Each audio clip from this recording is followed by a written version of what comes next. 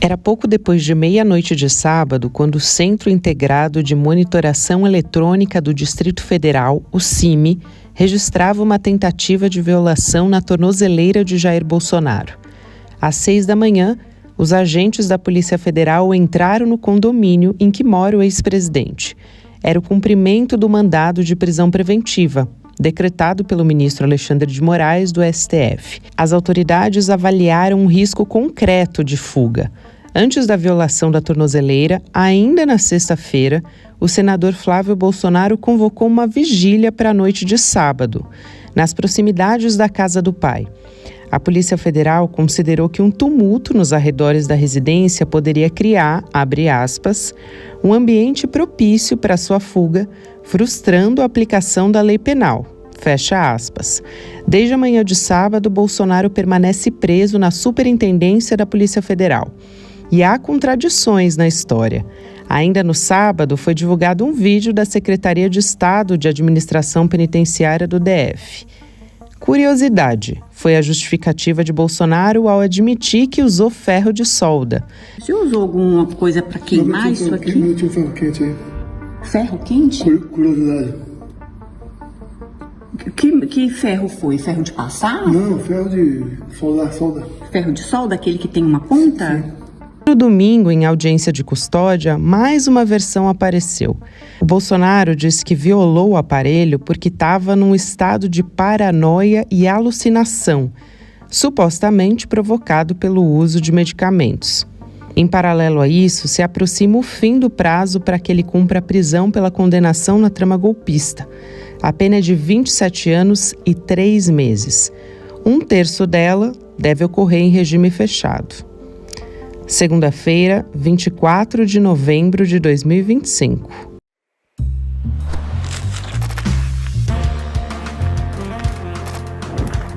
Sou a Gabriela Varela, esse é o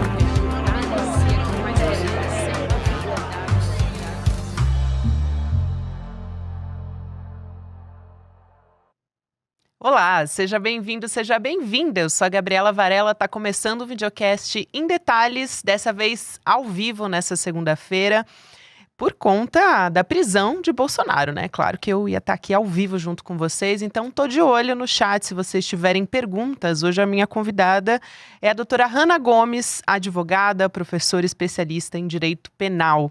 Doutora Hanna, bem-vinda, é um prazer te receber. Bom dia, eu que agradeço o convite, obrigada pela participação. Aliás, só atualizando aqui para quem nos acompanha, já que a gente está ao vivo, nesse momento a gente tem um placar no Supremo Tribunal Federal de 2-0.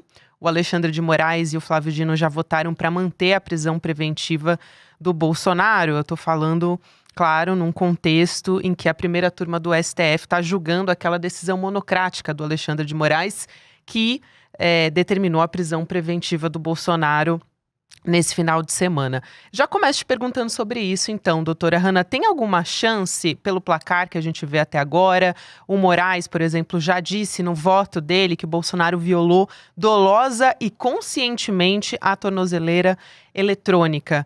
Tem alguma chance de ela ser revertida na sua análise? Bom, Gabriela, a gente analisando, né, o mérito da fundamentação, ou seja, a própria prova da violação da tornozeleira, né, como foi extremamente noticiado aí o vídeo, a gente tem pouquíssimas chances de revogação dessa prisão preventiva, né? Existe uma materialidade, ou seja, uma prova da tentativa de violação, da violação em si, né? Houve ali o dano ao patrimônio, não é crime tentar fugir, né, como se diz que seria o objetivo de violar a tornozeleira, mas a violação da tornozeleira é um crime de dano e também prejudica aí a qualquer pedido da defesa para a revogação dessa prisão preventiva. Acredito que os ministros da primeira turma, por unanimidade ou quiçá por maioria, vão confirmar, né, em referendo a decisão do ministro Alexandre de Moraes de manter, né, teve audiência de custódia, ele foi ouvido, né, explicou, deu suas justificativas, mas mesmo assim, com a prova da violação da tornozeleira, a gente tem aí a previsão quase certa, só se acontecer realmente um outro entendimento sobre o eventual surto, né, sobrevir algum documento novo que comprove de fato a ausência de dolo, surto, a imputabilidade que ele não tinha consciência naquele momento, o que é pouquíssimo provável, a gente tem aí a manutenção da prisão preventiva no referendo da turma. Lembrando que ainda cabe um HC, né, um habeas corpus, contra essa decisão. Isso é E a importante. gente aqui tentando entender, né, eu sou professora de processo penal, de direito penal, a gente sabe que o regimento interno, a Constituição e o Código de Processo Penal regem essa temática, mas o habeas corpus seria, então, apresentado para a turma, uma vez que seria contra a decisão monocrática do ministro Alexandre de Moraes, ou seria já para o plenário, né, porque seria contra a decisão do referendo da turma, né, porque a gente tem sim a possibilidade do habeas corpus, o duplo grau de jurisdição, que é a revisão de uma decisão, né, de qualquer juiz, em qualquer processo penal, qualquer processo no país inteiro. O duplo grau de jurisdição é um princípio, um direito fundamental garantido na nossa Constituição e nos tratados internacionais que versam sobre pessoa privada da liberdade.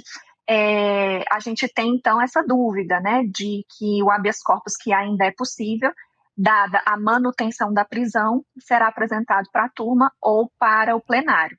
Mas, de fato, a prisão preventiva será mantida, não tenho qualquer dúvida sobre isso.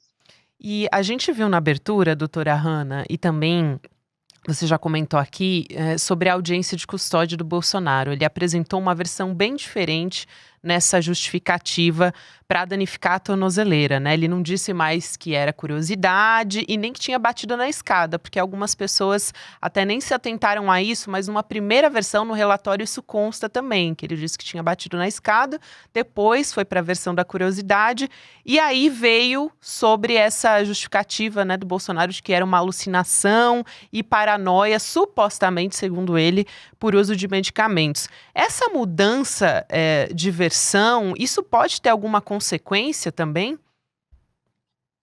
Com certeza, a variação nas versões, ela traz aí uma incongruência, né, nos fatos, então isso gera uma insegurança.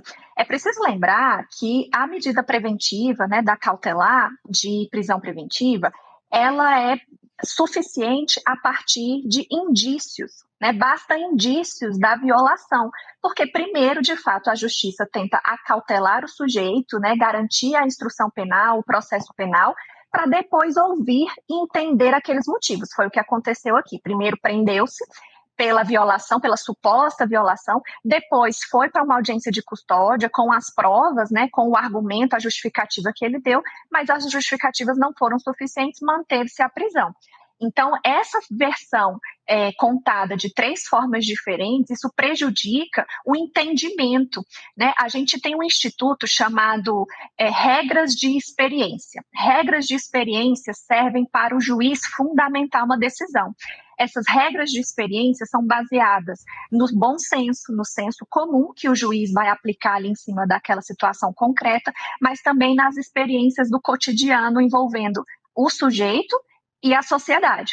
Então, trazendo todo um contexto de minuta de asilo para a Argentina, todo um contexto de que aliados políticos já se evadiram do país para fugir à aplicação da lei penal, o contexto da vigília religiosa que poderia ser, né, um pretexto, dada a narrativa que foi apresentada pelo senador Flávio Bolsonaro, para ser de luta com a liberdade, vamos libertar o país, né? As próprias expressões que foram utilizadas dão margem à interpretação. Então, havendo toda essa confluência de indícios com a materialidade, ou seja, a prova da violação da tornozeleira, que o ministro já tinha antes da gente saber, enquanto, né, mídia, pessoas, cidadãos que estão acompanhando, o ministro já tinha, desde 1h da manhã, a informação de que, de fato, havia violação da tornozeleira. Então, essa confluência de indícios levou à preventiva que foi decretada para viabilizar a manutenção do processo, né, a utilidade do processo, a garantia da ordem pública, a garantia de que a pessoa vai sim se submeter à justiça. Mais um elemento que pode ser considerado aí na fundamentação do ministro Alexandre de Moraes, dentro desse princípio, né, desse instituto chamado regras de experiência, é que o ex-presidente não se conformou com a perda do mandato, né, com a perda a ter perdido nas urnas. Dessa forma, nesse contexto, com todas as bravatas que ele veio dizendo ao longo de 4, 5, 6 anos, né, que a gente tem essa vida pública mais exposta aqui para a gente depois da presidência, ele iria então se conformar com a prisão? Né? Então, essas regras de experiência traz o bom senso, a análise sobre o cotidiano e a subjetividade do sujeito e da sociedade. Com certeza, isso foi usado essa técnica, né, de ponderação e de análise, de fundamentação para uma decisão foi usado pelo ministro Alexandre de Moraes. Você tocou em vários pontos importantes, doutora Hanna, e acho que essas versões conflitantes, elas corroboram com aquela avaliação das autoridades sobre um risco concreto de fuga. Até aqui para citar, a Polícia Federal, ela considerou que um tumulto ali nos arredores da residência do Bolsonaro poderia criar, segundo o documento, né, um ambiente propício para sua fuga, falando do Bolsonaro, frustrando a aplicação da lei penal. Isso é muito importante também, determinante para essa confluência, como você bem disse, para a determinação do ministro Alexandre de Moraes. Eu queria trazer aqui alguns fatos também. Na sexta-feira, o deputado Nicolas Ferreira, ele foi à casa do Jair Bolsonaro. Ele fez uma visita, estava usando o celular, contrariando a decisão da justiça, portanto, né? Mas eu chamo a atenção para isso porque tem a ver com esses conflitos de versões que o Bolsonaro apresentou. Porque, primeiro, ele disse que começou a danificar a tornozeleira no final da tarde, na primeira vez que ele falou. Até tem o vídeo, né, que foi gravado com a agente.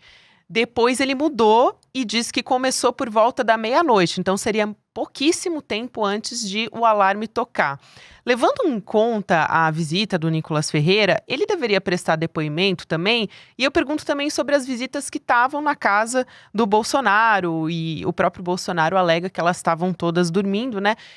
Em resumo, se for constatado que outra pessoa ajudou de alguma maneira a violar a tornozeleira, isso seria crime também? Bom, a visita do parlamentar Nicolas Ferreira com o uso de celular em si não prejudica o presidente, né? Porque é um ato de terceiro. Mas está descrito na decisão do ministro Alexandre de Moraes que permitia as visitas, a vedação, né? A proibição do uso de celular. Com isso, o deputado, usando o celular, ele poderia, né, ser o crime de desobediência de ordem judicial, pode incorrer nesse crime de desobediência. E se verificada aí, a partir de uma busca e apreensão desse celular, a partir de uma investigação mais profunda, se houve, né, a participação nessa trama de fuga, né, podemos chamar assim, teve a trama golpista e agora a gente pode determinar aí que pode haver uma trama de fuga. Porque, de fato, haviam outras pessoas na casa, né, e o ex-presidente mencionou na primeira abordagem com a secretária da SEAP que tinha começado horas antes, né, desde do finalzinho da tarde, segundo ele. E nenhuma pessoa viu, nenhuma pessoa da casa impediu ou alguém de fato contribuiu. Isso só a perícia vai dizer. Né? A perícia também vai dizer se aquele instrumento era capaz de produzir todas aquelas marcas de derretimento no case da tornozeleira eletrônica, em quantos minutos, em quanto tempo, ainda mais em uma pessoa em surto, que poderia estar com a mobilidade motora, né? A coordenação das mãos ali prejudicada por causa desse surto, não houve uma queimadura na perna dele, a gente pode ver pelas fotos, pelas imagens. Então, só a perícia vai dizer em que momento, né, pode ter acontecido, a perícia vai estimar, né, em que momento pode ter começado a violação da tornozeleira, do case da tornozeleira, e vai entregar para a gente a possibilidade aí de validação ou não da narrativa do ex-presidente, né, da justificativa. Outras circunstâncias são os medicamentos que levam a um surto, né? Isso também escapa da jurisdição, não é a justiça que pode falar sobre isso, mas sim uma perícia médica. Pode vir a serem apresentados documentos pelo ex-presidente e sua defesa, mas também o juiz, né, o ministro relator, pode requerer uma perícia sobre esses remédios. Um perito independente, doutora Hanna, nesse caso? Isso, um perito é nomeado pela Justiça, né, de forma independente, que preste juramento perante a Justiça. De toda forma, a gente tem essa confluência de situações, né, de fatos, que levaram, sim, o ministro relator àquela regra de experiência que eu mencionei anteriormente. Então, com a regra de experiência, que é uma técnica que os juízes usam para aplicar uma fundamentação em um caso concreto, a gente tem, o presidente está tomando remédios há muito tempo. Há quanto tempo ele está tomando esses remédios específicos que poderiam causar, né, em tese, o surto psicótico? E esses remédios, justamente no dia em que ia uma reunião ali perto da casa dele, que poderia levar a um tumulto, que poderia levar a uma fuga. Todo esse poderia encaixa nas regras de experiência, que é aquele bom senso, né? O que se diz a partir da coletividade, do que é real, do que é materializado a partir do caso concreto e do sujeito que está sendo observado pela Justiça Penal. Então, tudo isso gerou indícios de que haveria a fuga, o que é o bastante suficiente para a aplicação da prisão preventiva, e mais, combinado com a prova da violação da tornozeleira, é a materialidade. Então, tem indícios e materialidade para manutenção da prisão preventiva. Olha, essa sua fala é muito importante. Eu quero levar em conta tudo isso e a gravidade de tudo que foi feito, né, durante a prisão domiciliar, sobre como isso pode afetar o Bolsonaro daqui para frente, porque a gente tem uma pena a ser cumprida pela trama golpista, né? E aí, você me corrige se eu estiver errado, doutora, mas tem um terço que deveria ser em regime fechado, né? A defesa, ela poderia, eventualmente, nesse contexto, pedir para que o Bolsonaro cumprisse prisão domiciliar por questões relacionadas à saúde, enfim. Como é que essas questões todas, que são muito graves, como é que isso afeta esse cenário agora?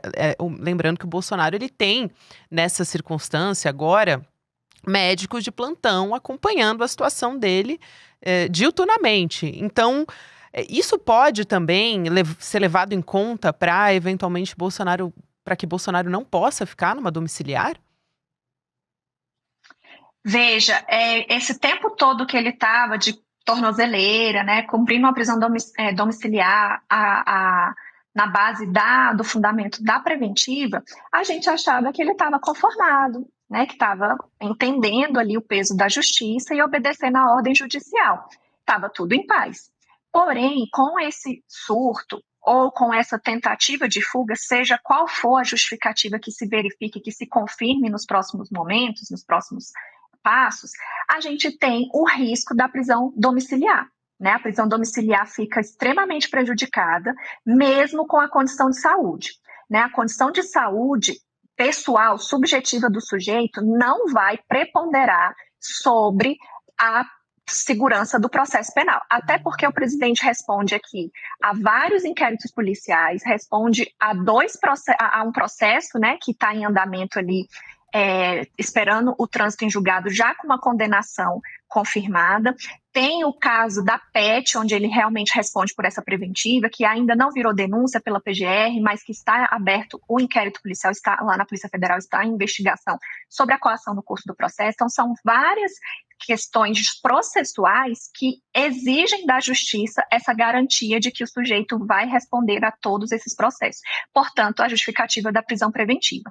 Com essa tentativa de fuga, com todo esse contexto, fica muito prejudicado o benefício. Lembrando que prisão domiciliar é um benefício de quem está cumprindo pena, uma questão humanitária permitida pelo juiz da causa para que, por dignidade da pessoa humana, ele possa cumprir essa pena em casa.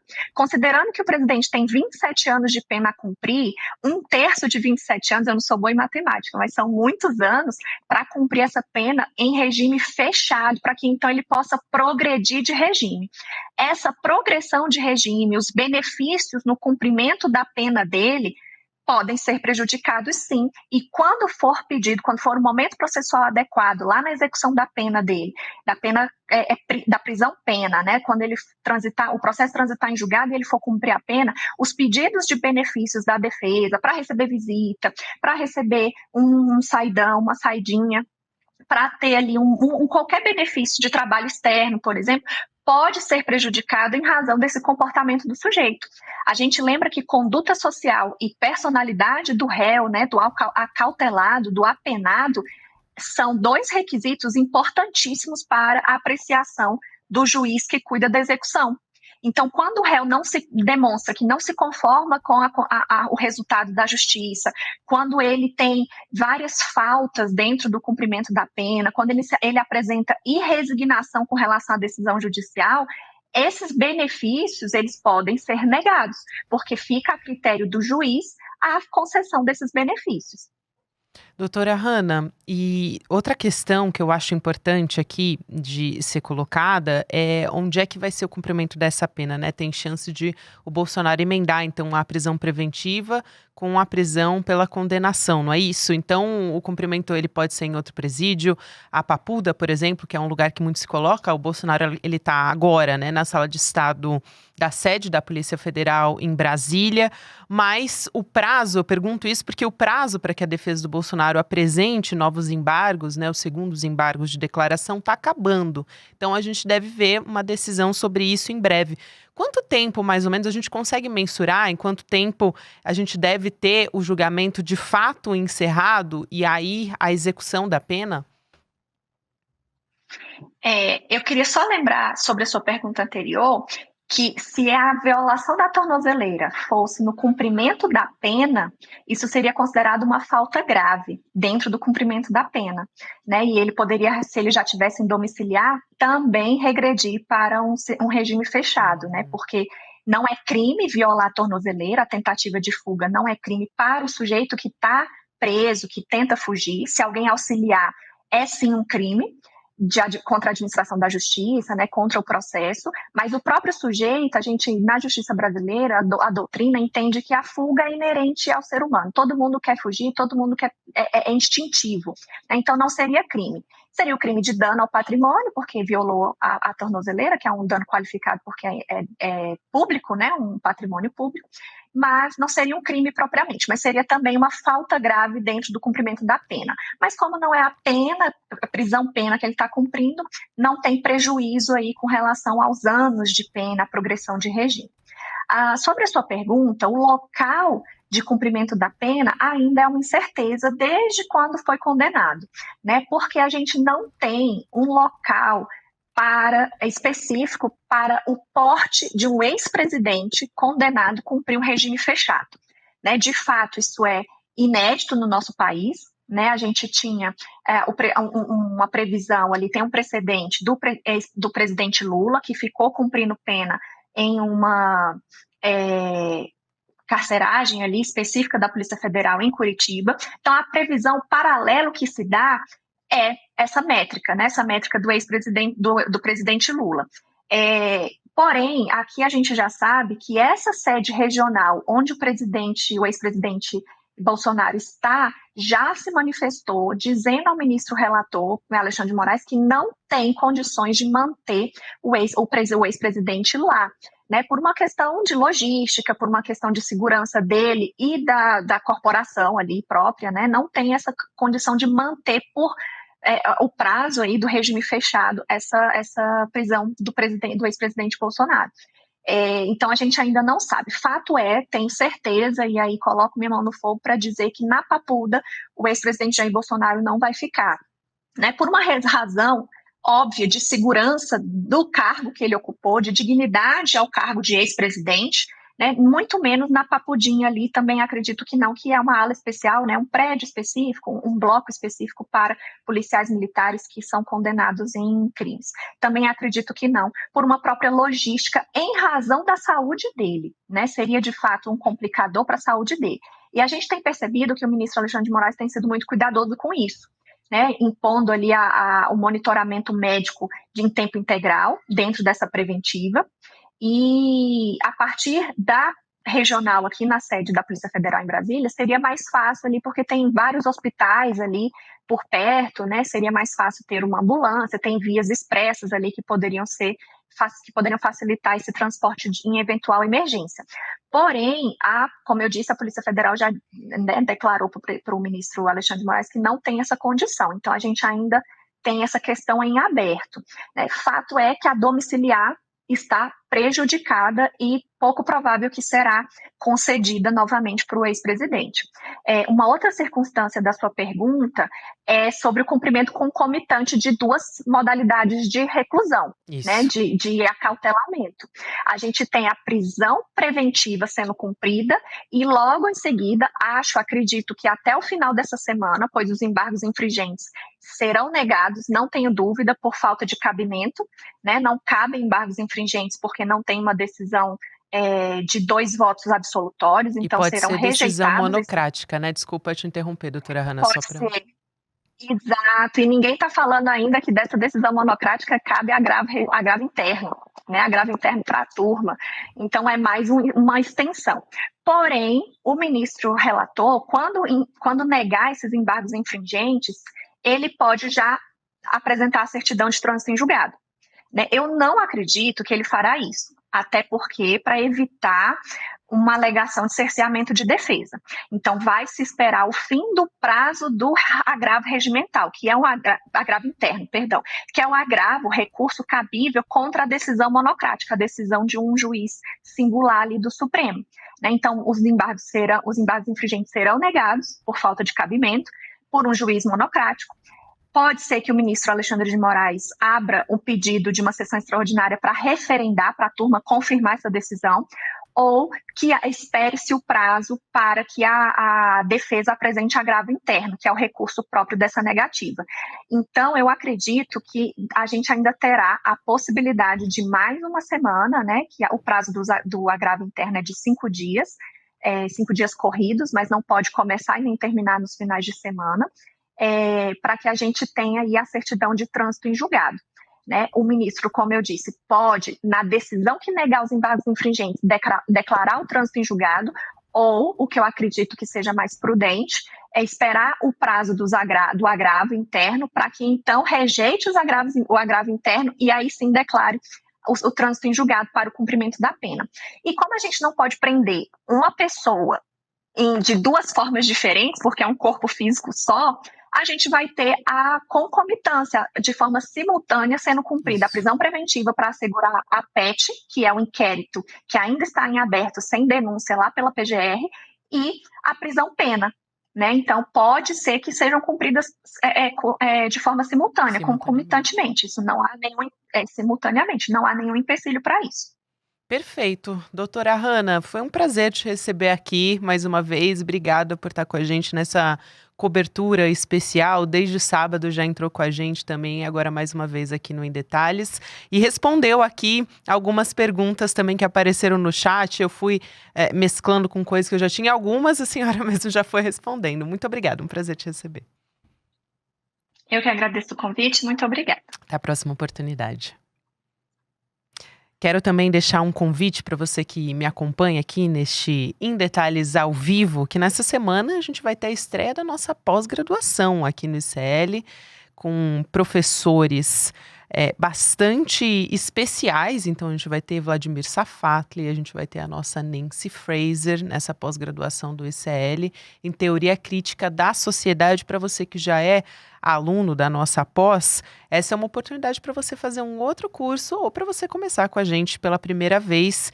A gente basicamente tenta aqui todos os dias no ICL trazer as análises com um tom crítico, com conhecimento. Então, fundamental essa pós-graduação que chega aqui agora. Nessa quinta-feira, dia 27 de novembro, 8 horas da noite, você acompanha todos os detalhes, como é que vai ser esse curso, quais vão ser as matérias. Então, você vai lá em detalhesicl.com.br, deixa o seu e-mail. Vale a pena porque você pode garantir condições especiais durante o evento, enquanto você faz a sua inscrição. Eu deixo também o seu convite para você continuar na nossa programação. Agora vai ter o Mercado Investimentos com a Débora Maganha. E na sequência tem o Rolê ICL. Você pode ouvir o Em Detalhes também em qualquer momento do seu dia nas plataformas de áudio. Tem conteúdo novo de segunda a sexta-feira. Até amanhã, pessoal. Democracia radical. Já ouviu falar sobre esse conceito? Não existe democracia se não formos ao limite em busca de mais direitos, igualdade e liberdade. Esse é um conceito necessário que hoje faz parte do campo de estudos da teoria crítica e que iremos estudar no nosso curso de pós-graduação do ICL. Eu vou contar mais sobre isso no dia do lançamento oficial da pós, dia 27 de novembro, uma quinta, às 20 horas. Eu te espero lá. O ICL está em todo lugar, na palma da sua mão, na TV da sua casa e até nos seus ouvidos. Para ir além da manchete e mergulhar com apuração e contexto de verdade, acesse iclnoticias.com.br. Siga o ICL, compartilha e vem com a gente. Informação para quem pensa.